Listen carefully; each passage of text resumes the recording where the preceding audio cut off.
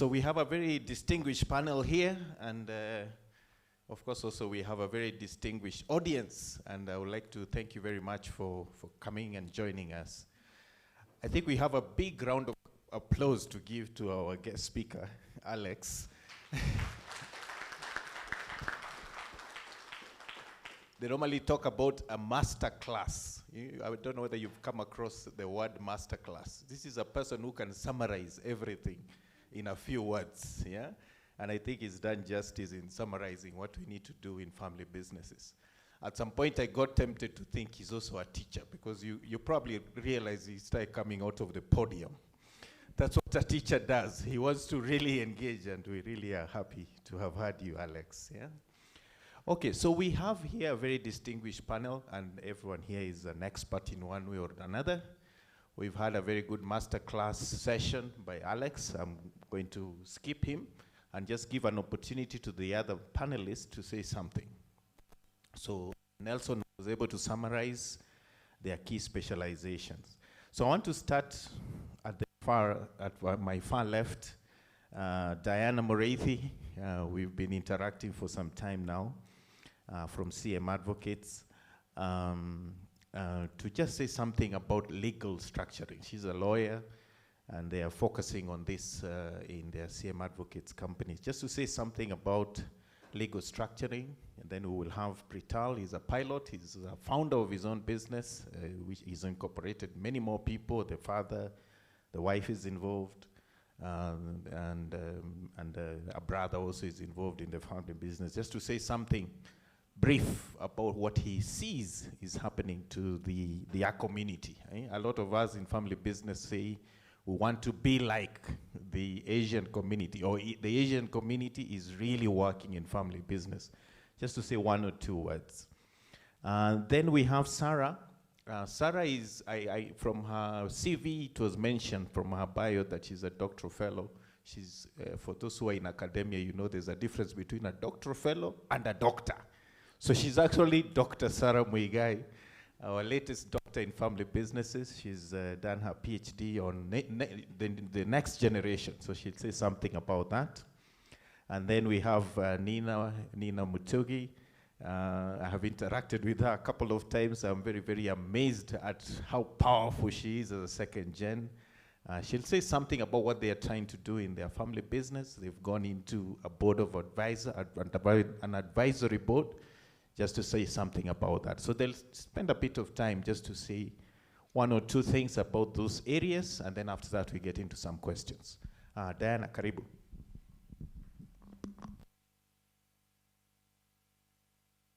Thank you, Raymond. Yes. Our practice involves, our department is called Wealth and Private Clients. So our practice involves basically the legal back end of everything you've heard about today. We have 4 main practice areas. That's family businesses as a practice area. So we come into a family business, we do the legal structuring. We have the pensions part, pensions advisory and litigation. And then we have the estate planning part, that's the wills, the trust. And then we have the 4th practice area is the private clients part. That's the private matters that, you know, the family interacts with the law, like defamation, private defamation cases, marriage, divorce, children, all of that. But just to answer Raymond's question directly, the presentation by Alex was very good, and basically that's how it happens on the front end. Now, on the back end, in terms of legal, business succession planning happens at 3 levels. So at board level, in terms of control of this business, and then secondly, at senior management level, which is operations, how I think he talked about the 5 to 7, a cycle will repeat itself 5 to 7 years, so you need to plan for those cycles. That's at operations level, and then at owner level. So at board level, in terms of the legal, so when it comes to a family business, I think one of the key things that people forget is that the 2 components are important, the family bit the business bit. And business is a legal creature. The law created your business, told you are a company or a sole proprietorship or an LLP, then created tax laws that apply to your business. So when you're doing your business succession planning, you have to cover the family governance, which is what the program here offers. The program for Strathmore helps with family governance, establishing those family institutions or other institutions that apprenticeship programs, those meetings that Alex was referring to, all that is family governance. Then the second level after family governance now is business governance. In terms of business governance, as I said, business is a legal creature. The ITA, the Income Tax Act, created your business. The Companies Act created your business. That part is purely legal in terms of now putting in the right structures at board level, at senior management level, then at owner level. In closing, let me just mention that at owner level, if you're going to have your wealth be accumulated and transmitted to several generations, globally, everyone is using family trusts, yeah? So that is the only way. All these other succession tools will have a way of devolving your assets absolutely to beneficiaries. So it kind of like splits your wealth. But if you're looking to consolidate your wealth, grow it and move forward, it's just family trust. Yeah, that is it.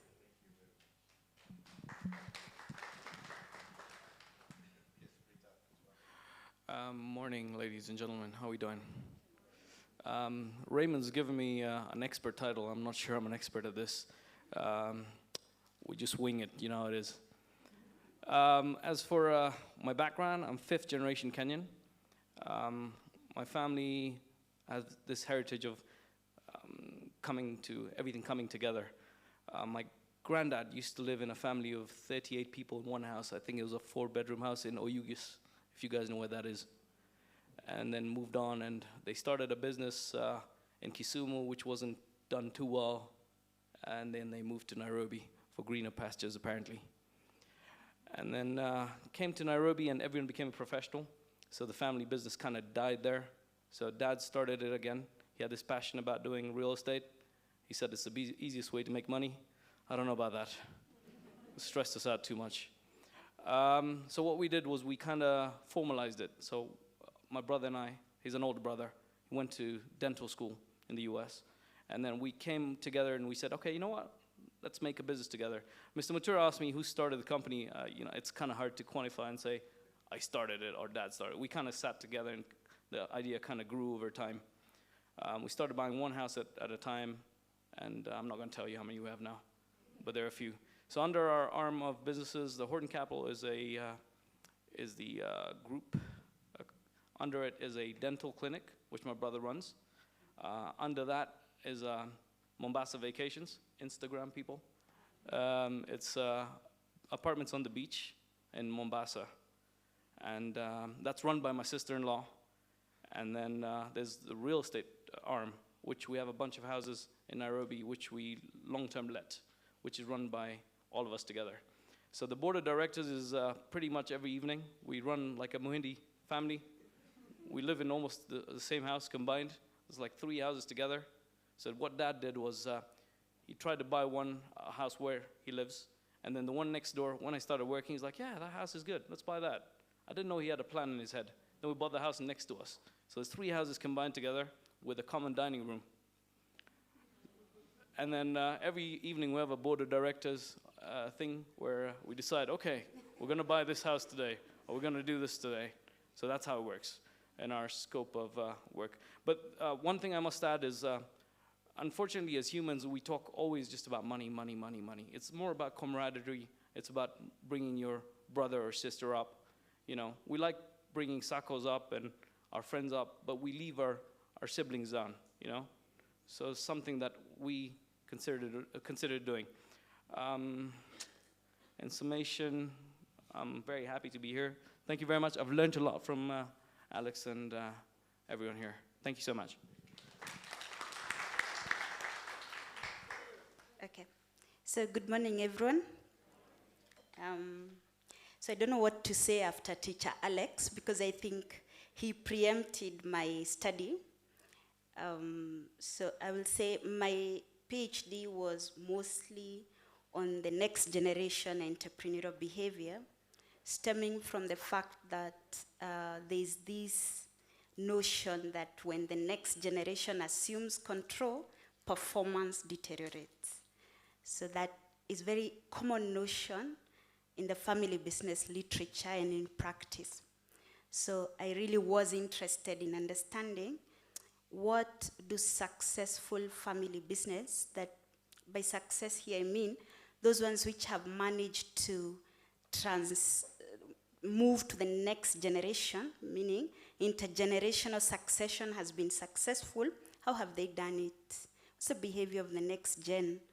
So I'll speak of 3 things that came out from the data, and you will see it's exactly what teacher Alex said. Yeah? So one is family business involvement. Yeah? I think at some point he said that their daughter is in charge of filing, isn't it?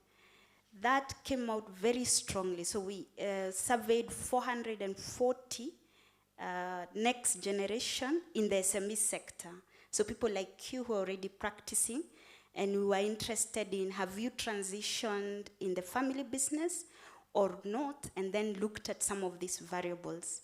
What was interesting is the way, when you were involved when you were young, running the business, improved your appetite to want to associate with the family business. So here is just to underscore that you've got to start from when the next generation is young, to involve them as much as possible in running the business, because they will want to associate with a business that they have an idea of how it runs. So that's number one. Then number 2, and he talked a lot about it, is conversation, conversation, conversation. That don't expect that they have the entrepreneurial capacity when they come on board. They may not be aware about the cycles of business, for example. They may not be aware about the resilience they need when some cycles are challenging. Yeah? So those conversations need to happen from the time they're growing up.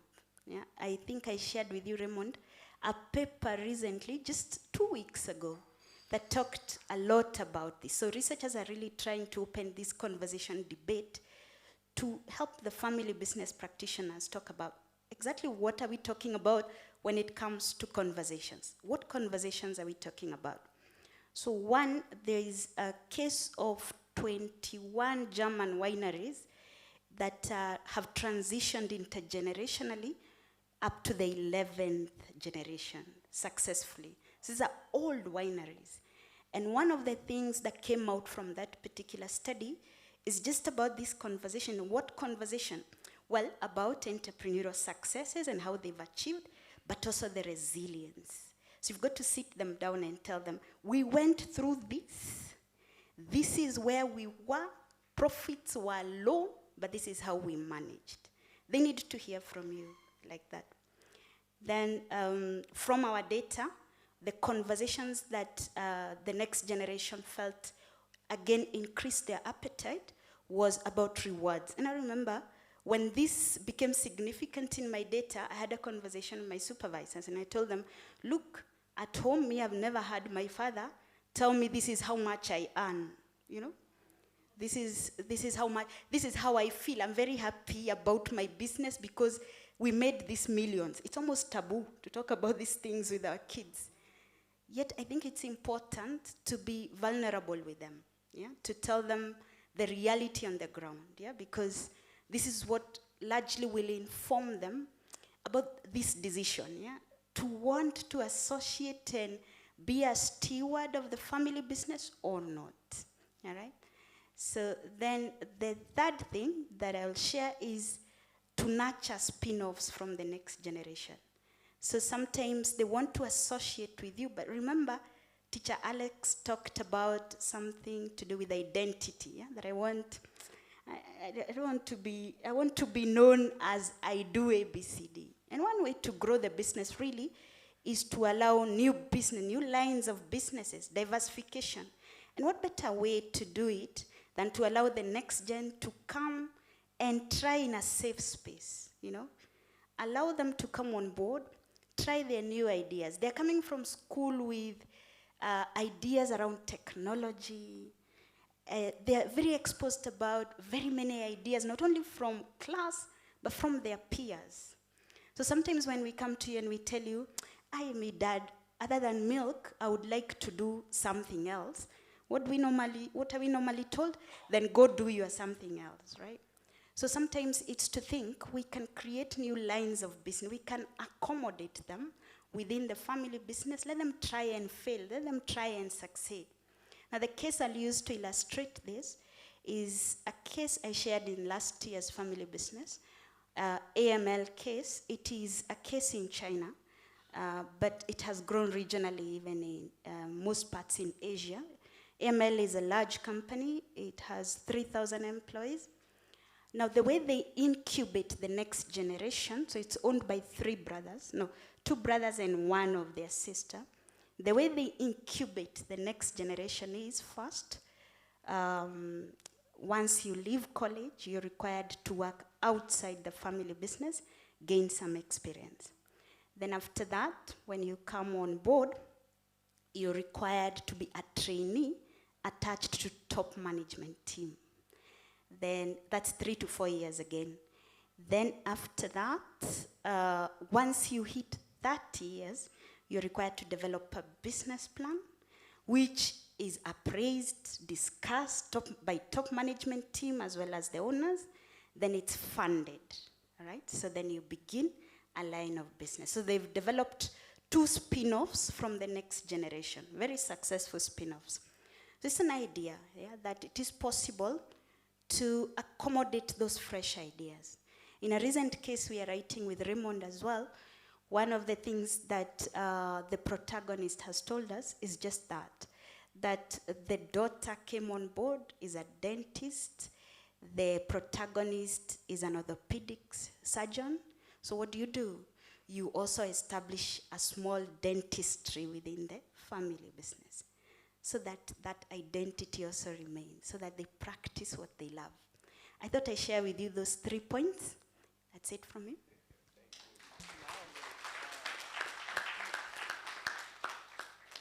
All right, good morning, everyone. It's really hard to come after these great minds have spoken, eh? Alex, it was expert, apparently. Masterclass. My name is Nina Mutegi, and I'm the CEO of Mirema School, and I think I would be now the Vitukwa ground person on this panel. Mirema School is 25 years old. It was started by my parents, so I'm a second-generation director. So they started the school. Now we currently have about 1,000, coming up to 1,300 students. We also have learners with special needs, which is something my mother was very passionate about. So we have about 100 kids with special needs. And we have coming up to 170 staff members running the school. So when the school started back in 1997, Mom and Dad started it. Dad was halfway there in the business. Mom was the one who was the tea lady, the cook. I mean, if you talk to people in our area, Mom would be in her old Pajero, picking the children from the neighborhood, bringing them to school. She would be the one receiving visitors, making the tea, literally doing everything. So some years into that journey, my sister joined them in running the school. And, in the interest of straight talk, allow me to be a bit direct because I think it will be helpful. And as Kenyans, we are very poor at doing that. My sister came in mostly because there was a bit of a crisis between Mom and Dad in terms of the trust in running the business. So in comes my sister, who is supposed to somehow manage this situation, which was not an easy thing for her to do. So she ran the business. So after a while, the trust started to grow in her ability to run the business. I was living abroad at the time, so I came back, and now my sister and I were running the school. So my parents stepped back, literally handed over the checkbooks, gave us signatory rights, and told us, run with it. I realize now how unique that situation is after meeting people from different families, where you have no access to what's going on. Of course, they were watching, but they were not working in a very structured way. So they would just go with the feeling. They walk around the school. Nina, I feel kitchen. Hapana, buangalia hapo. Feelings and emotions were driving us. Now, for my background is nursing and health psychology. So I worked as a nurse for many years. I did quite a lot in the space of setting up policies and systems. And so when I came, I really struggled with the lack of structures. So I started to put that in place. And, the fruit started to show, our numbers started to grow. In fact, we've been on a very, very steep growth path, which can be so dangerous for your business. So we are doing well, yes, but if you do not control the growth, it can become cancerous, and your standards are not able to be sustained as you go along. So we started bringing in more professional people. And my parents, of course, they come from a generation where you pay as little as you can. Ati unalipa watchman pesa ngapi? I'm like, no, we need somebody who understands security. Kwani security ni nini? You just stand at the gate and secure. So those are the conflicts that we tend to have now between our generation and my parents' generation. And so for me as Nina, I was very successful in my career, I would like to say that, from an identity crisis perspective. And I had to get to a point where I determined that it is okay to be a second generation director in something my father has started. Because I always struggled with the journey of, people will say I was given. Even me, I can do my own thing, And when I made peace with that space, that was when things changed. And I realized my job in all of this was to do something that no employee could do, which was to separate the business from the family. So before, when I came, bread used to be bought for the house, for the school, together. So I go to that very kitchen and I ask, how many loaves of bread do the kids eat? When I do my numbers, there's like 11 loaves that are not accounted for. Hizo zilienda wapi? Tulipeleka main house. And I know for sure my mother and father cannot eat 11 loaves of bread. So some of them have found their way out of the business because of that lack of accountability. So I made it my mission to separate the school from the family. So then the only way to do that is you have to secure the family, and that's where Diana comes in, and there are many good people like that who will help you set up the family constitution. Be clear about who owns what. We come from an African setting where there's a lot of mistrust about, hey, I will throw myself into this, and then when succession is happening, people will show up that I don't know, and they have the same right as me. So we went through that whole cycle of, family constitution. We set up a holding company so that now the property that the family owns is very clearly defined. He, nahi, nahi, nahi. So the trust started now to grow. Then from a business perspective, talk about the need for structures. Alex, as you were speaking, I think I was just like, hallelujah, amen. Hallelujah, that is right. Because you have to bring in the people who know what you don't know. In any other setting, in a corporate setting, you would bring in experts, consultants. For my parents, they don't understand why I bring in some consultants. They're like, you're paying them this much money. What don't you know, Nina? We took you to school. And so you really have to bring them on board, and there's a lot of sitting and conversation that needs to happen for them to realize that we need to bring in the minds that can take us to where we want to be. So for my parents, the trust journey has been difficult, and I really have to do a lot of, my hubby is here. Sometimes I pass by the main house and I will sit with mom for 4 hours talking about 2 things, because I have to help her get to where I'm trying to show her this is where we need to go, and this is possible. We are able to make much more money. I remember my mother speaking at an open forum event like this and talking about how schools don't make money. So I'm like, so why am I here? If, a school is a social community enterprise. I'm like, not only that, yes, it is that, but it can be profitable. So there's so much alignment that you have to do to get, because if you don't bring them with you, you're going nowhere, because they can shut you down.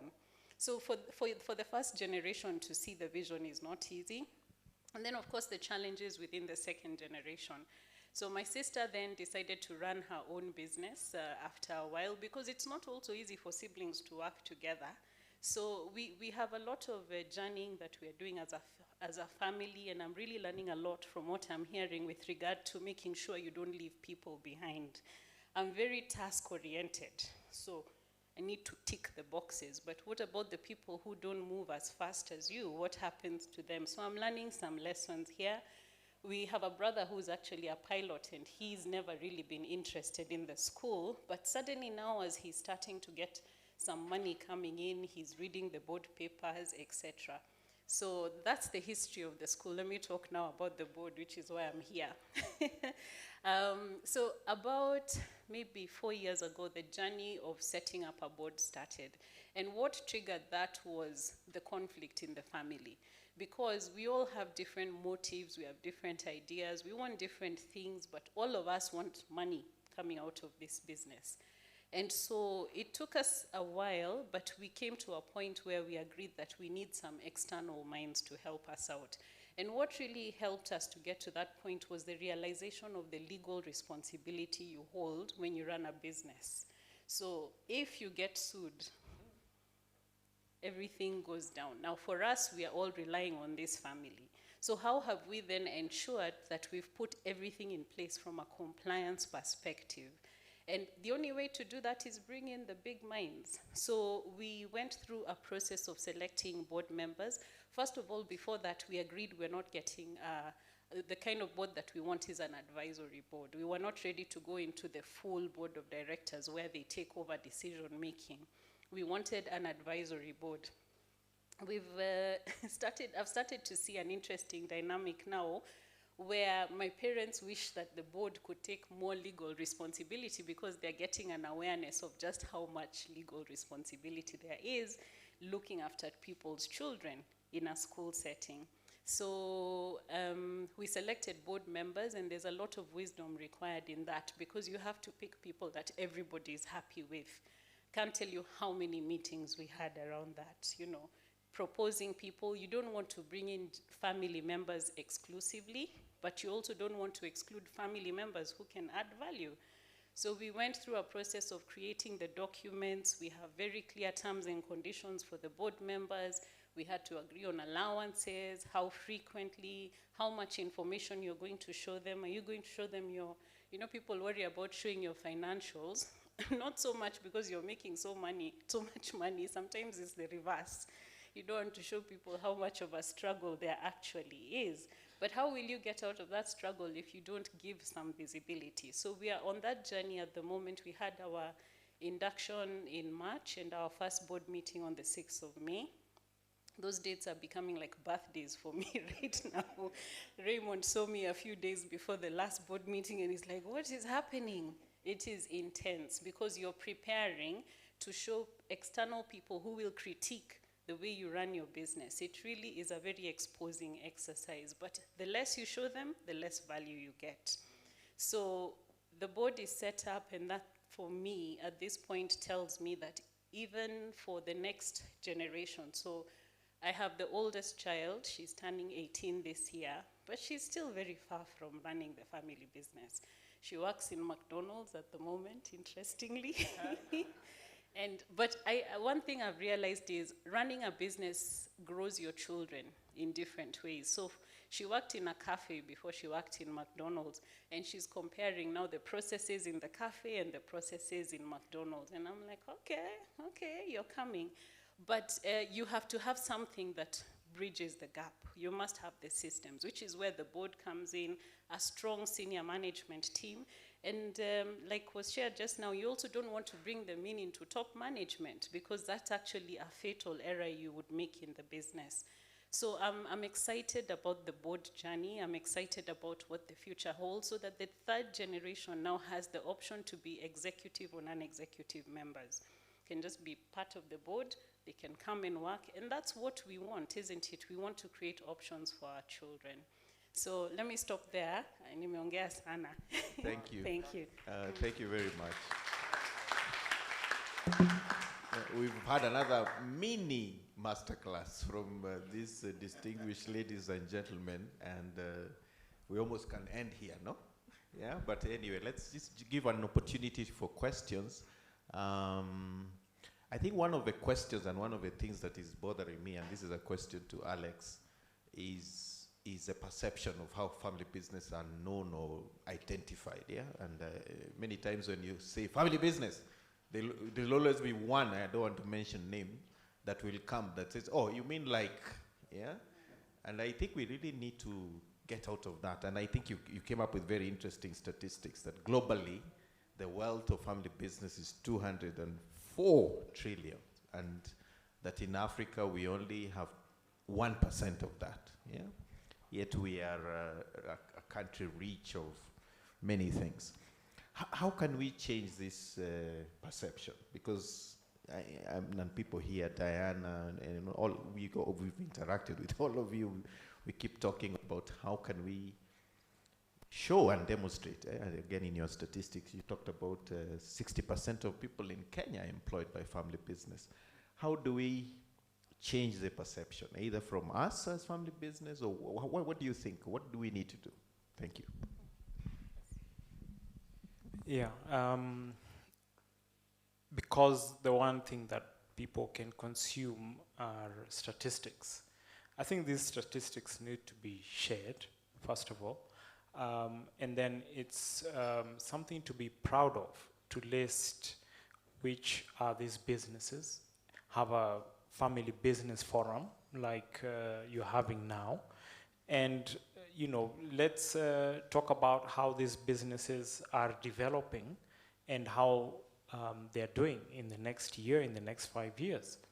A lot of agriculture is supported by family businesses. Agriculture is a space that we can look at and see some families that are very successful in it, in retail. I think there needs to be a forum in which people exchange best practice from the ones that have succeeded. And I think you are in a great position to bring them together, to have the conversation of the ones that have succeeded. Today, people have an example of Mirema school. They have an example of Prital's business there. And how many more can we have? I can see a lot of people here who can have a forum to talk about exactly how it is working. Challenges notwithstanding, because even the businesses that are run by a regular corporate still have challenges, and they are having structural challenges. So I think it's to have a forum in which we have a regular conversation, and I would even dare say that you should have a magazine that can be shared to a certain forum about the way family businesses are succeeding in various segments. So that should be communicated. Thank you very much, and probably we can internalize that with Sarah. I know of the magazine, last year we had Diana here, and one of the topics we have been discussing the most of this year is we have a handbook, a family business handbook, that was done by IFC, and one of the challenges she posed to me is, look, why don't we just write a family business handbook ourselves for East Africa, yeah? And out of that challenge, I'm very happy to announce that actually we are on that path. We already have spoken to the same IFC, and Slava asked me to tell you that they are committed to working with us. So from your end is to open your businesses for case study. I know we're already doing some, as Sarah has mentioned. We're doing a case study of a clinic in Eldoret. And also we are doing, I've challenged Ina that she needs to do a case study on this path of going towards putting together a board. But just back to Diana, we've talked many things, and she's doing a lot of, coming up with many, many ideas on many things. One of her favorite phrases when she gives a presentation is barefoot to barefoot in 3 generations. How do we avoid getting into that, Diana? From a legal structuring point of view. Thank you, Raymond. So, has any one of you heard of that statement, barefoot to barefoot in 3 generations? Anyone? So basically it means that the generation, 3 generations will be your great-grandfather. So it basically means that wealth is accumulated by person A, who starts barefoot because he didn't have any wealth, and then he grows it, accumulates it, the cycle that Alex showed us, and then transmits it to generation 2, who don't manage it very well, manage to transmit it to now generation 3. By the time it's getting to generation 3, it's so dissipated that generation 3 ends up at barefoot. The Prince of Dubai likes to say it differently. He likes to say that easy times create hard men, and then, no, strong men. Then strong men create easy times. And no, it's 3. It's hard times. Hard times. I will start at hard times. Hard times create strong men. Strong men create easy times. Yeah. Then easy times create create weak men. Yes. And then weak men create hard times again, which will then result. So it's a 3-generation thing. So barefoot to barefoot in 3 generations has been a statement used globally with respect to family businesses, because sometimes family businesses are unable to go beyond the 3rd generation, the 5th generation, 11th. They're unable to get there because of lack of proper structuring, and Alex alluded to that. So what are you going to do as a family business that allows your family business to stand the test of time and succession? Yes, as Alex pointed out, it is a process, not an event. But that event starts with, at the very basic level, it starts with legal structuring. Because, newsflash, as I said, unfortunately, if you don't agree, you'll end up in the legal system. And unfortunately, those are now very problematic issues, so you don't want to go there. So in terms of just enumerating on that barefoot to barefoot a bit more, as a family business, you need to start asking yourself, how are we planning for a succession at board level?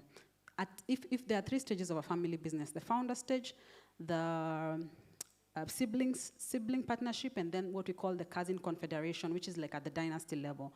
Depending on the level your family business is at, if you're at the founder stage where the mother is everything, she's the driver, she's the cook, she's the what, at that point you'll find your wealth, her house, her salary, everything is all in the same place, yeah? At that point, succession planning is very different from someone who's at the dynasty level. And then also at the sibling partnership. Now there are 2 sisters working in the business, so at this point you need to know, how are we choosing which sister becomes CEO? How are we making decisions for who remains in the business but earns X amount of money? How are we getting money out of the business in a tax-efficient manner? Because I'll tell you what we've seen. At least right now, a big chunk of my clients cut across the education sector, the insurance sector, doctors. I deal with a lot of medical staff as well. And as we are planning for the succession of some of these businesses, or at least some of these businesses have ended up spinning off and growing other businesses that are making a lot of money, a lot of the issues we're realizing is that they did not, first of all, do the proper wealth structuring. So number 1, there's a lot of inefficiencies tax-wise. Their tax burdens end up being more because everyone is on the board. As long as you're a Mureithi, my father is called Mureithi, so as long as I'm a Mureithi, I'm on the board. So Mirema School is paying me just because that's my last name. But there's no value I bring to this business. But there's a better way I could structure it so that if there's a benefit for me as a beneficiary to get a payment from the business, I'm paid without incurring that tax liability. So just to mention briefly, for instance, in such a setup, a beneficiary, if was being paid out of a trust, would be able to pay up to 10 million without income tax. But now the moment you put me on the board and you're paying it as though it's payee, first of all, you've complicated making decisions for your board because I don't run the business. I don't know anything about the business, but because my sister pissed me off last night at family dinner, I won't come to the board meeting, or I'll come to the board meeting and just say crazy things that don't apply, stuff like that. So at that level. But then number 2, tax-wise, you've ended up carrying a bigger tax burden just because you didn't structure it properly. And then the intersection he showed you, and it's global. It's not happening in Kenyan businesses only. Ownership, family, and business. So that intersection, what it now means is my role is actually just beneficiary, but my father put me as board, as a director, because he wants to equalize the children. So there's already a conflict. I have no purpose in the sense of the word director. I don't have any purpose, but I am a director. So there's a lot of legal inefficiencies in terms of wealth structuring. Let me just mention that one thing we've seen, which please go take care of if you haven't, is what he was pointing out in terms of wealth structuring. The school has ended up growing, a spin-off has ended up growing, another thing, a lot of that is happening. but then you own your home in the same name as Business X, the consultancy business. A decree is issued against the consultancy business, they come for your home. I have personally seen 3 clients who've lost their homes after the age of 60 because of over-securitization. And the banking industry is, it's ruthless. So what they've done is, you've taken your loan to build your school, you're building JSSs and other things that you're doing to develop your school. You've given the personal guarantee in your name, but your home is held in your name. So something happens like COVID, and God forbid you're unable to repay, that personal guarantee is being enforced as against the home where you raised your children, and you've held, as in the sentimentality of that home goes beyond even the value it has. So such small things, of course at founder level they come up, but you need to start planning for how to mitigate those risks. So business succession planning at founder level, at cousin confederation level, or at sibling partnership level looks different. At sibling partnership level, we'll be focusing on things like family employment policies. At cousin confederation, it's mostly about transmission of that ownership of wealth. At founder level, it's risk mitigation. It's that business A is not bringing business B, C, D down. And if I have a minute, I could just tell you about one business that I think has taught me a lot. This business used to make profits of up to, and I kid you not, this is public information, profits of up to 200 million after tax in 2014. That was the balance sheet. After tax, 200 million. But then in 2015, the law changed and banned plastics. So in 2015, the after-tax profit was about 48 million. After 2015, it has never made money again because, of course, the global policy on plastics and everything. Right now, it's awaiting a liquidation order in court. They've tried to resuscitate it, but it just can't come back because of policy, because of global policy. And unfortunately, and the worst thing we've seen, one of the homes I'm telling you was lost in that that business. Directors had given out guarantees and all of this. Of course, a business that's making 200 million after tax has heavy loans, as in heavy capital expenditure, so they have loans left, right, and center. But the business was profitable, so it made sense to take those loans then. But now with this change and banks realizing this will not come up, what have they done? Enforced against the personal guarantees for homes. The business, the way it was structured, unfortunately, the spin-offs were all owned by the main company. There's something we call asset separation. So that now when company A is falling, B is falling, all of them had given company guarantees, cross-guaranteed each other. They're coming for the assets of B. The debenture covers all the undertakings of everything. So banks won't tell you, and you need the money, and we understand you need the money because you're in business. But even as you're doing that, just be minded of what would happen if things went wrong. So they say if you practice easy, if you train hard, you fight easy. Yeah, so just prep for it, not that we want it to happen. Yeah. Thank you. Thank you very much, Diana. I know I'm not doing justice. I'm not doing justice to Diana because she can speak about this topic. But there's a desk out there in case you want to hear more, and I'm sure she has some material she's given. I wanted to just ask Prital to just reflect for us, because many times we've said we need to do it like the Asians. I know things are changing, but already you alluded to the secret to that. The 3 of you are already living together in the same compound, and you're having meals together. How can we, and I know you know Africa a bit, I know you know quite a bit of how we operate. How can we instill that kind of spirit of family dinner, family home, discussions in the family? The paper Sarah was talking about was actually on family meals as a way to motivate family businesses. And just the experience of looking at and reflecting it from your Asian community. I know things are changing, and if things are changing, how then do you have a family that had that as a way of doing things, and how do they not get into the temptation of the changes that are coming and getting people away from that kind of way of living? Just some comments. Thank you. Firstly, I met Mr. Mutura when we went for the parental classes at Kianda. Little did I know my daughter was going to school, but so was I. So thank you very much for that. Nextly, to answer your question, I think it's human nature is about the same. I know there's that stereotypical thing that the Asian community stick together. You'll be surprised how much we don't like each other. But nonetheless, working together as we grew up, my brother was my best friend. My daughter's my son's best friend. And right now, if I want to talk to someone, probably be the wife first for safety and security reasons. Thereafter, it'll be probably my dad. So he's a friend to me. After we hit the age of 16, we started talking together, doing things together. He would consult me on things I had no idea about. So it kind of made me feel important. But back to how you can get into that. You'll be surprised as well, apart from having dinner together, every year we go for a family holiday. I just told you about the Thailand trip. The year before we went to the US, we were 8 of us. And as airline pilots, we get free tickets. So you can imagine how many freeloaders there are on one airplane. So back to that is motivating the younger generation. Like my daughter's 6.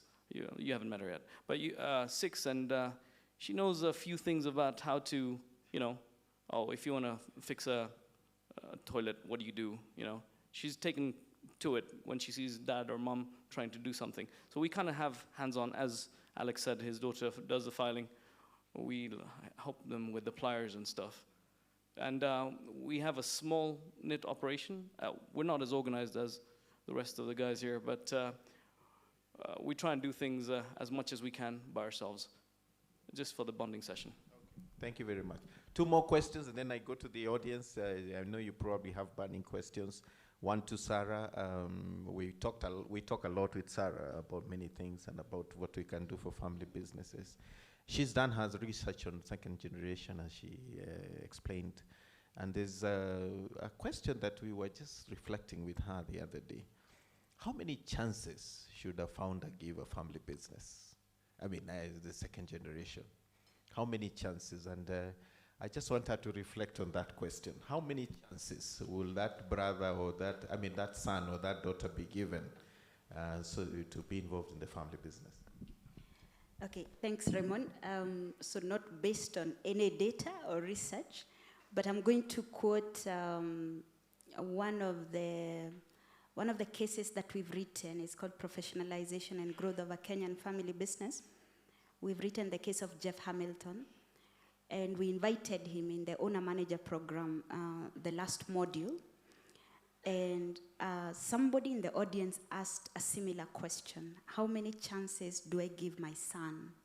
Every time he comes into the business, he's known for dragging things down, not working. How many chances can I give them? And I really liked his answer.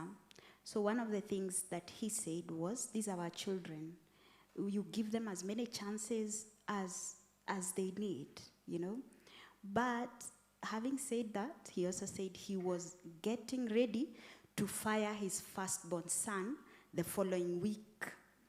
So he said that he's going to fire him because of maybe some things he did not expound.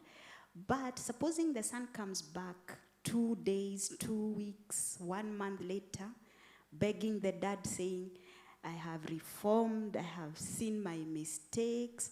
Do you tell him, go to hell? No, this is your son, yeah? So you again accommodate him, maybe at a lower level, so that they start learning again. But you give them as many chances as you can. And then another thing he said that struck me quite a bit was, the moment I fire my son next week, I have to remember I'm a parent. I don't want him to start wallowing into depression because he cannot meet his basic needs. So he needs pocket money again from me, So your parental responsibilities now fall back on you. I liked that answer, a bit controversial, but I think these are our children, and part of bringing them up is that, giving them as many chances to fail and to grow up. Very nice. Just by show of hands, who are the second gens? Let's see. Second gens. We are growing. A big clap for second gens.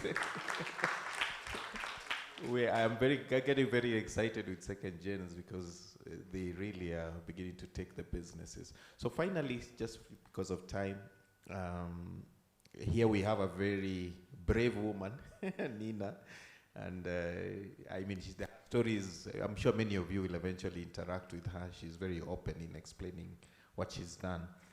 But this idea of a board of an advisory board is interesting, and I'm very keen. I know she only alluded to it, but how did she navigate around? How did you navigate around this idea of, you know, family secrets, family wealth, and you have the founders there saying, "Are you sure?"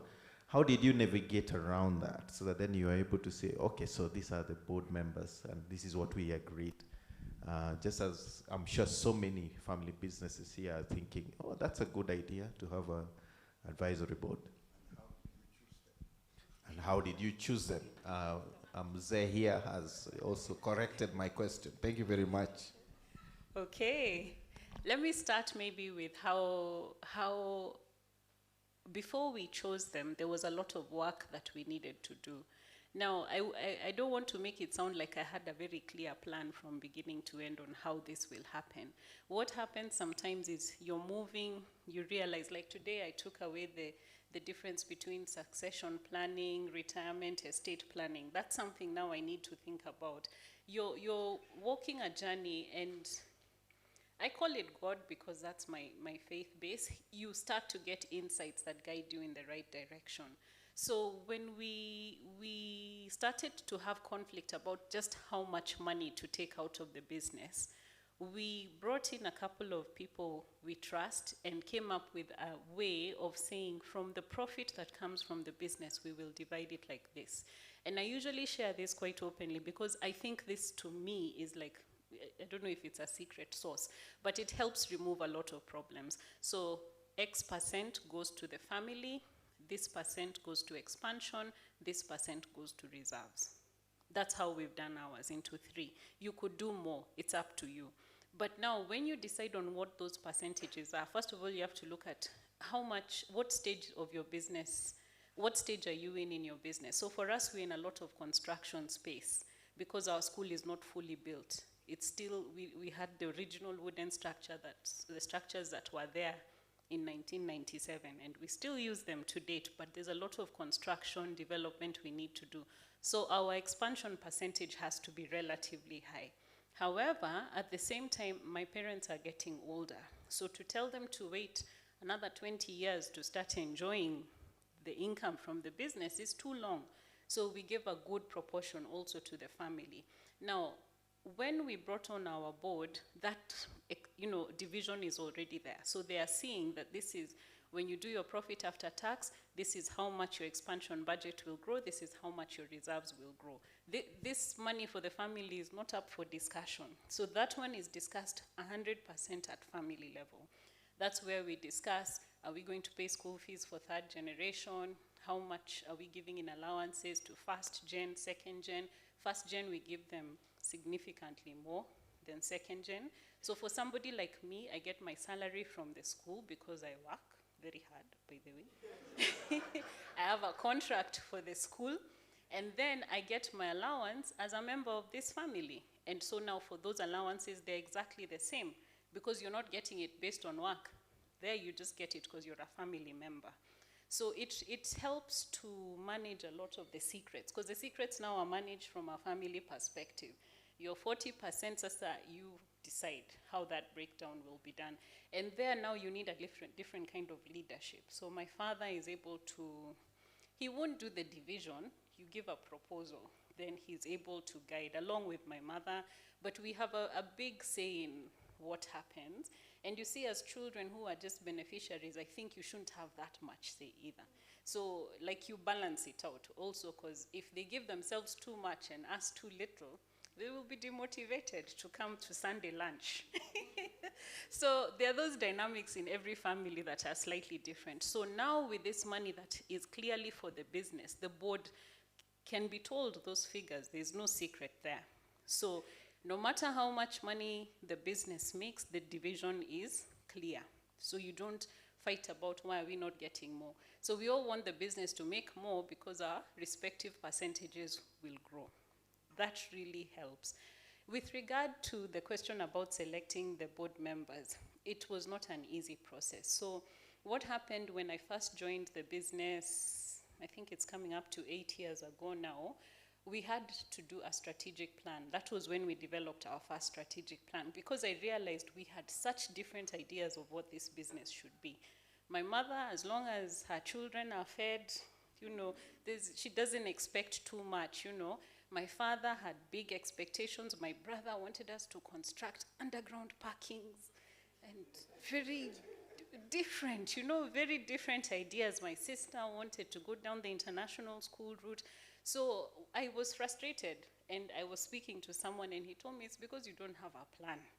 So our first strategic plan, everybody was consulted, the founders, the staff in the school, parents were asked, children were asked. We came up with our first plan. So the team that helped us with that, 2 of them are actually on our board, because we felt they have walked the journey enough with us to be able to add value. And also they are not frightened of family dynamics, because they can be scary. If somebody is not dedicated, they can't sometimes deal with the conflict in the family. If somebody is too professional, sometimes they get pushed back when things are not working quite as professionally. So we have 2 people like that. We have another person who just later on we found out that we knew her from different circles, but she's our legal representative. So the way we've set up the board, we've given each board member a specific area of oversight, so that also you don't have big personalities trying to take over everything. So we have academics, expansion and growth, we have legal, HR, and finance, of course, and marketing. So we selected people who we selected highly corporate individuals, actually. We went all the way. We didn't pick, we chose strong minds, basically, because the vision we have is not small. Yeah, so that's how we went about it. And you place the name on the table, you have a discussion. If anybody has any feelings about it, that person is off the table. So it took us several months to select. I think it took us almost a year to select. And then now to approach them and to get them to say yes. Because it's something, for them it's not a big income earner. Actually, you're literally just giving them travel allowance. So they have to be people who want to see your growth. And that's not so easy to get. Okay, thank you. Thank you very much. Let's give a big round of applause to this wonderful panelist. I know we are running out of time, but we also started slightly late. So I'm going to just take a few minutes, probably just from the audience, if there are any burning questions. As I said, we've already done 2 mini master classes. No, 1 master class by Miss Teacher Alex, as he was being called, by Sarah, and this mini master class here. Any questions from the audience? Just, yeah.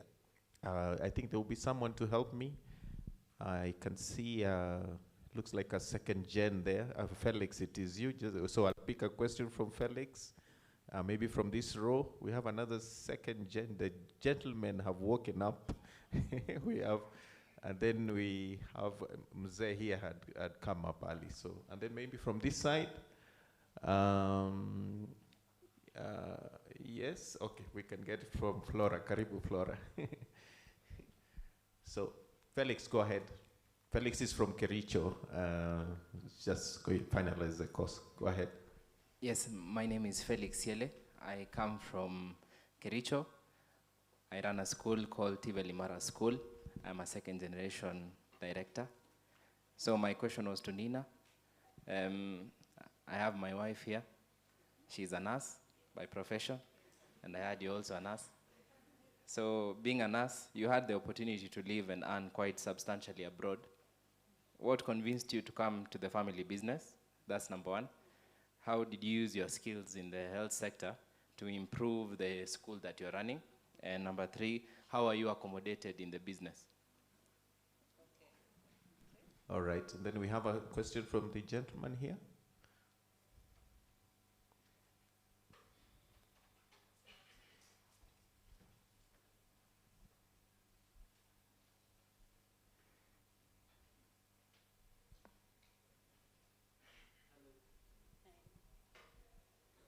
Hello, thank you for this session. So I don't know if I'm 2nd generation, 1st generation, but I am really young.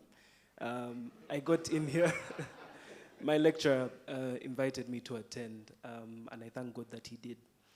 So I come from Uganda, and my mom runs a family business, a school, but she also works, and I try to support her. So my question for you is, how do you enable support from your younger children, for example, your 18-year-old daughter, to support the family business? How do you breed that that safe space that allows them to provide suggestions, and then also how would you like them to approach that in case you're not so sure? Probably my son just likes to, chill with his friends and play PlayStation, but how do you sort of try to get that responsibility in them? Yeah, thank you. Alex to think about that question. He has a lot of experience as a second gen, and so you are a second gen because your mother is a first gen. All right. So Alex can think about, yes. Your nominees, did any one of them say no?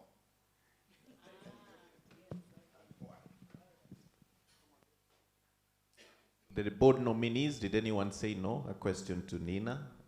And also Alex, you can comment, or Diana also. They have experiences in dealing with many board members. And then we have Flora.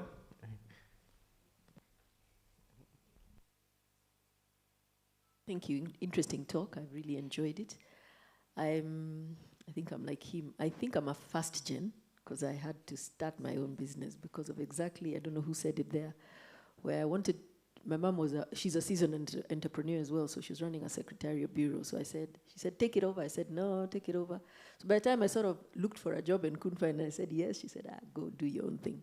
So I'm a first. However, she's still, okay, she's the matriarch right now, and I have a family. We have four kids, and we keep saying, okay, so what's the plan? Because she still runs her own manufacturing business. I run my own. And we keep saying, what's the plan? She says, I don't know. You people will decide. I don't know. So my question is that, how do you help, or how do you work with them? How do you, and she comes from that time, and I know my father was the same. If you discuss your future, you're calling your death, the traditional thing. My second question is about family trusts. There's so many horror stories. How did they get it so wrong, and what would we do different to get it right? Thanks very much. I know Diana is very happy to hear that question. Raymond, if I could, there is one question online, because we have an online audience. Sorry. So the question is, how do someone plan for succession when you are an orphan and no one in the family to buy in your business idea? There's also a comment from Ruben. The family question is tricky. Let me say, easier said than done. And also finally, as you answer the questions, look at this. The children get as many chances as possible after they repent, reform. Then it also follows the same. Should apply to all the employees, not just family. My 2 cents. So as you answer the questions, please look into that. And these are the last round of questions. Thank you. All right. Thank you very much. We'll start with Alex. You want to comment on some of the questions directed to you? Let me deal with a question on how to engage the first generation. The other questions require doctors. So the first generation, I said, have a lot of fear as to demonstrated ability. And like in my case, where I also manage my parents' business now, it required not my Christian approach to it. They did notice that I'm a family life individual. And however, it did help them to identify some level of integrity and commitment that way. But for some reason, it came from them hearing from somebody else that we were helping sort out their business, and had sorted out their business significantly from having gone into liquidation to recovering the business. So what happens is the mzee was sitting with my dad, And Mzee was asking him how he came back. And the guy looked at my dad with a lot of quizzical expression. But I've been speaking to your son.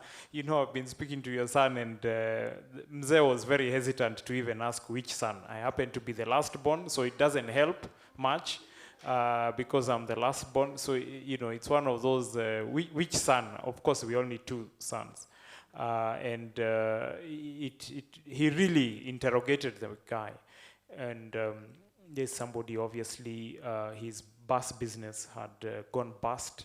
And we brought it back from having 1 bus to about 40 buses. We helped him recover, rebuild his business. So he was bragging to the Mzee. And the Mzee then came and asked me, so he's talking about you. And, you know, what I'm trying to say is that, in a way, the second gen or whoever is coming in has to have something that they've demonstrated capacity in. Because this person feels the amount of pain that would happen if this went down the drain. I would rather not first that you are the one who took it down. Because, I mean, how do I castigate my own son? So, secondly, he wants to know that I have the mettle. I tell you that business has so many challenges. I mean, I'm at KRA, I'm at all these legal issues.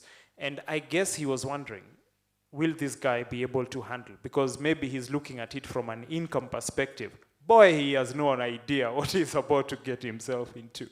So I think it's to demonstrate that you have the capacity to deal with those issues. And just being educated did not cut. But him hearing how we helped somebody else walk through, then sitting with him and telling him, okay, so what do I see would happen in his business? He gave me one area to start. He told me, can you do this business and help me with, you know, and I definitely turned it around. And then he said, Sasa, now this is the file. You deal with it from here. So it didn't happen because I was just his son. He really put me through the rigor. So that, I think, is one thing. You have to be able to understand, demonstrate you know the business and how to handle the various issues that kind of business would face, the good and the tough times. Do you understand how to handle that? Yeah, maybe Diana, you can add a few comments about dealing. I think Flora is asking, what do you do? How do you deal with the matriarch and the patriarchs, and how do you walk with them as second or third gen? And then, of course, you can comment about the family trusts. Okay, thank you.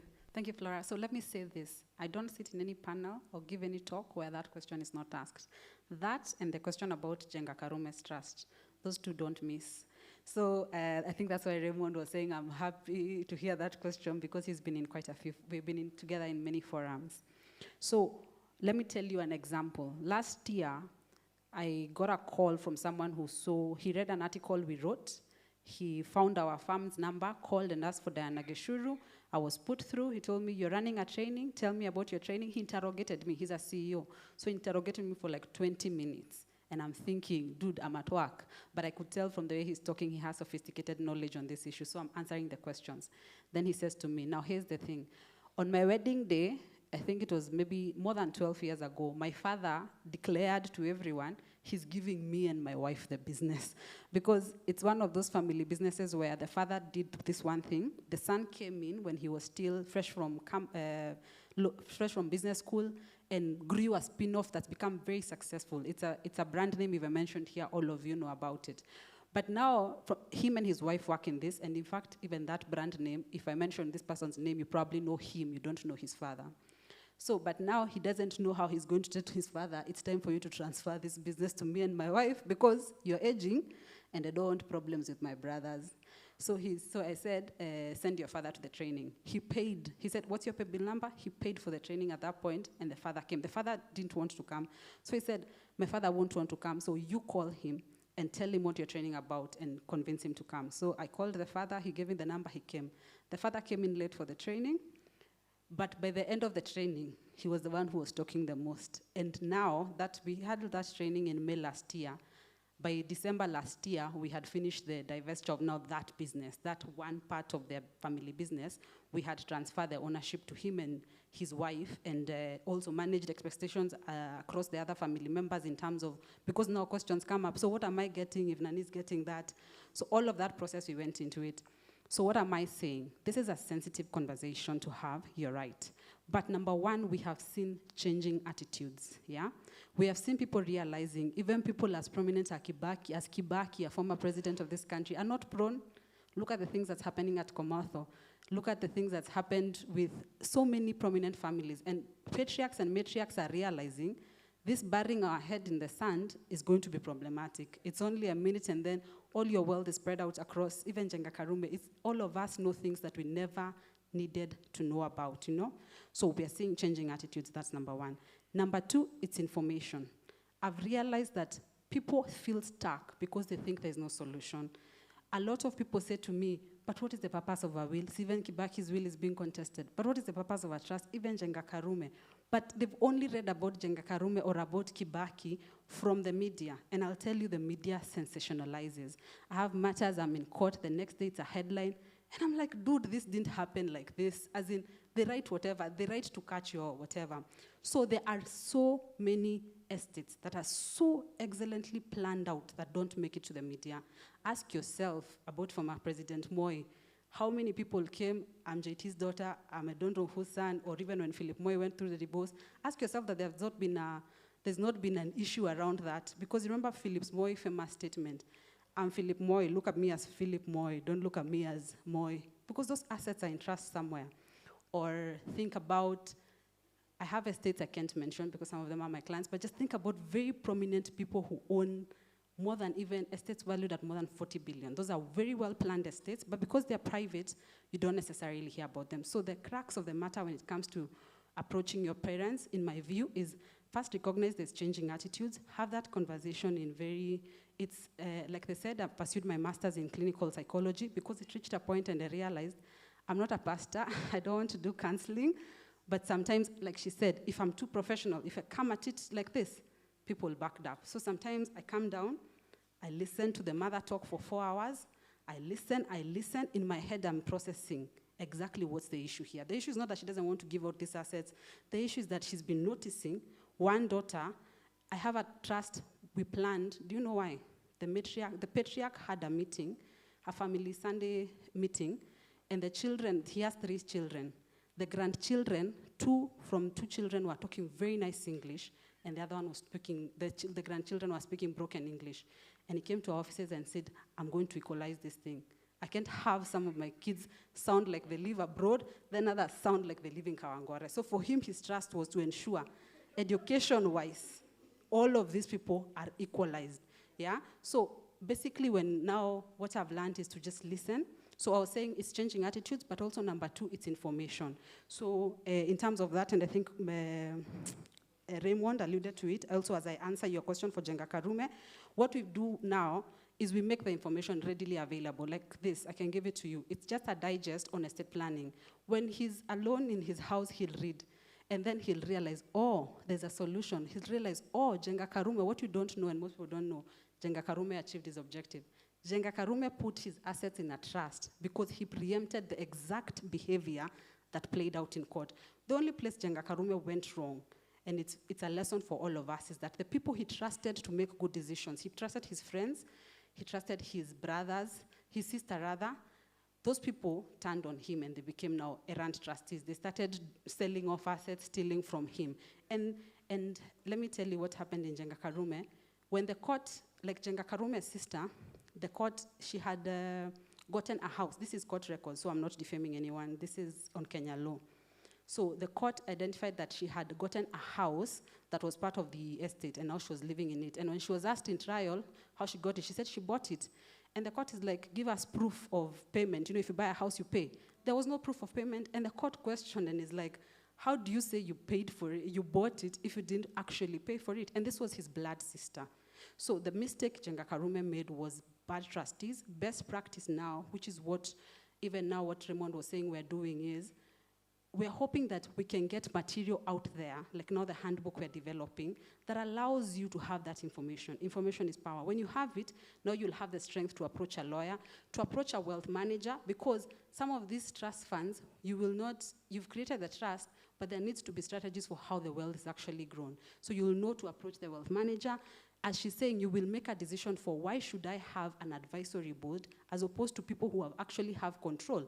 But like what she was talking about in the 11th generation, at that point, the boards have to now be people who are actually making those decisions, and your ownership is just there. So it's a question of information and correct information. So with regards to that, you can maybe read about this. I won't go into it, but I've also put a small handbook. One is on trust, one is on wills. All of the material is free, but I don't think we have too much. But we've shared the soft copies with the Strathmore team, so we can avail that. Okay. Let me quickly answer the question for so we've answered how do you start the conversation. Family trust, how did they get it wrong? So I think I've answered that. They didn't actually get it wrong, except to that one extent. But I can tell you more about it later. Then how do you plan for succession if you're an orphan? So as I said, succession depends on the level your business is at. So it sounds to me like maybe you're at the founder level, but you're saying there's no one else to take up. Maybe you're an orphan, there's no one else in the lineage. If that's the case, it sounds to me that maybe you've surpassed the founder level, but there's no one after you. You're an orphan, maybe you don't have children and you don't have parents or any other relatives. So it would depend on the specific needs. Trust, family trust, just to answer your question very directly, wealth can be held. There are private companies, they're called corporate trustees, that hold the wealth for you until X person becomes X age. Like now if you have children, but they're of a younger age, so they're not able to. So they will just hold the wealth together, pursuant to the terms of the trust deed. Either they would hold the wealth, they would grow the wealth. Basically, you would have given directions for what you want done with the wealth. It is just held together until this person turns X number of years, and then they rise to the board of trustees, and then you provide for dissolution of the trust, or for now, whatever they'll do with that. But simply to answer your question is that it's basically a trust, and now you would have trustees who are outside of you. As long as you're alive, you would be a trustee. But when you're not there, independent trustees who are regulated and licensed by the RBA as corporate trustees would take up that role, or even the office of the public trustees, the government arm that now does that. So, yeah, okay. I think Thank that's you, it. Diana. Thank you very much. I'll go very quickly to Nina, just to mention you were trained as a nurse, you were going to make money, then you come here and start running a school. Yeah, did you navigate, and just some comments for Felix? Okay, hi Felix, good to see you. Maybe before I answer that, maybe I can talk about partially a question that you talked about. So we've talked about engaging the first generation. I think I want to share something now about engaging the third generation, which was one of the questions you asked actually, Felix. And one of the things I would say about it is something that I have seen as wisdom in parenting. So, for example, recently we had a meeting where we set up our trustees for the family board. So the family board, we have trustees. For the business board, we have the board members, the different board members. So we had a meeting to bring on the trustees, and we selected people we believe will be able to guide the business in the absence of my parents. And so for that meeting, we hired a boardroom, and we had everybody in the family, including third generation, which includes my niece, who is standing. She was 4 at the time. So she's sitting there, everybody gets their notepad, it's a very formal setup, and she sat quietly and listened to this, and she wrote minutes, in her own way. And it is little things like that where you start including the children in the activity that's going on. We talk about the Asian community getting it right, and that's where we get it wrong. So you have to really bring these children in whatever capacity is of interest to them. So for my daughter and my other niece who is in high school now, they love the internet, TikToking and all of that. So they come in and they do something for marketing, and then please pay them, because there has to be an incentive. It's not much, and we do an hourly rate. But for them at that age, they're not seeing the bigger picture. They want income that translates into something they wanted to buy. So I found it works very well. And when they want something, then you don't give them the money to do it. You tell them, you've got an opportunity to earn the money and buy it. So that's a good way of engaging third generation. Do nursing skills translate into business? That was a personal struggle for me for many years. So often I would tell people I'm not qualified for this. But who CEO, CEO is like KYM, to be honest. You do everything. I had to do a lot of upskilling, a lot of business courses, finance courses, HR, and usually you learn those things when things go wrong. So when you're sued, you take yourself to, by staff, ex-staff, you take yourself to FKE, Federation of Kenyan Employers, and you train on contracts and you make sure your contracts are up to date. You bring in consultants, but you have to learn. And I think that's one of the things, the willingness to learn, because when I first came back, I had started my own healthcare business, which I had to put on pause because I realized I wasn't able to do both. It was too much. So what I've realized now on hindsight is like my nurse training, we use checklists a lot in the hospital. I mean, if you come to Mirema school, just ask who is the queen of checklists, they will all tell you Miss Nina. And those things really help you to scale. How do you make sure the standard is consistent for the first client, the second, the 10th, the 100th? So definitely the skills are transferable. I think I've realized there's nothing you do in life that does not apply somewhere else. Yeah, thank you. Thank you very much. I think we are going to end it there, but we won't end it like that. I know you have so many questions to ask. We will have to end it because of the next session.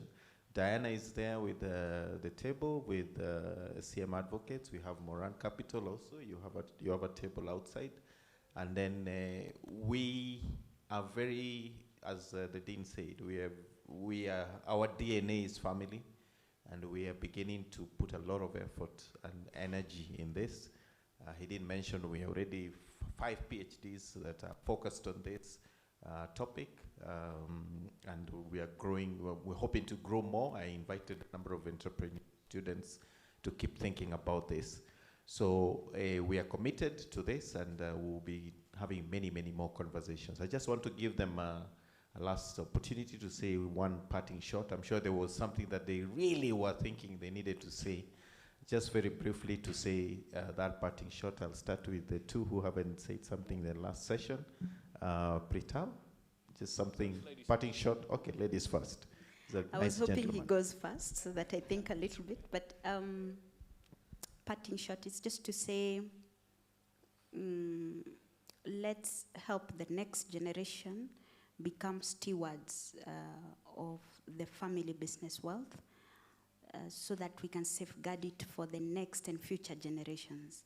That they have that mindset even as they come on board, that they're not just owners, they have that fiduciary duty to safeguard the wealth that their parents have developed, not only for them, but for future generations. Not just to safeguard, but also to grow it.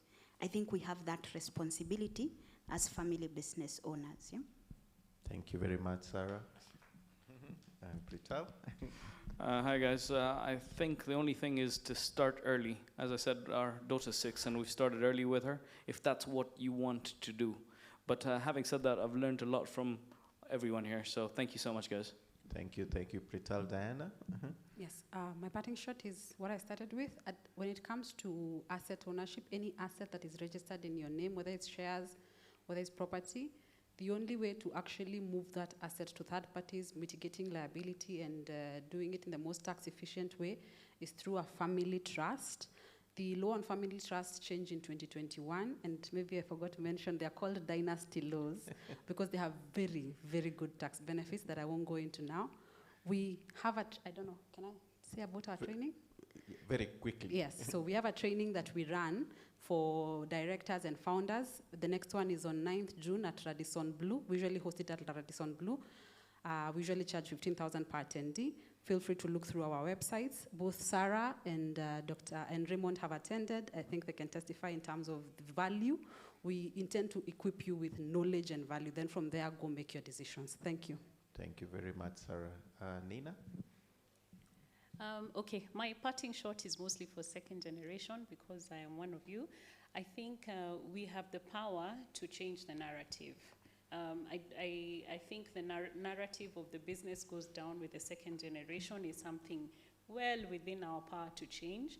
And so the more of us that do that, then this, the story of barefoot to barefoot in 3 generations doesn't have to be, because there are other businesses that do not walk that path. So let's change the narrative. Thank you, Nina. And finally, Alex?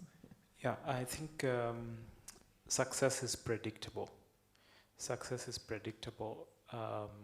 Character, behavior, which is taught, will come out. And that means if you want the success, put in the process of creating that success. There's professionalization which is required. It's part of that process. And those professionals are available here, there, sitting in the group there. Take the time and you'll be surprised what you unearth. And it will give you that comfort that your business will have the 11th generation in place in no time. And it said that wise man leaves an inheritance, and it's a blessing to do that. So the tough space just requires you to building the professionalization. Thank you, thank you. Let's give him a big round of applause. Thank you for your insights. And as I've said, we are here to continue growing. We as a business school, we have our family business course coming up end of June. We normally run it once a week for 6 weeks. So you're invited to come and learn 2 key things that we try to deal with, which is family governance and family business governance. We try to make sure that we're able to help you learn from that. And then, of course, a number of you, we've communicated to all our alumni. We will be saying a lot more about what we intend to do with the alumni, but let's grow together, let us network, let us change the narrative. Thank you very much for being a wonderful audience. Asante.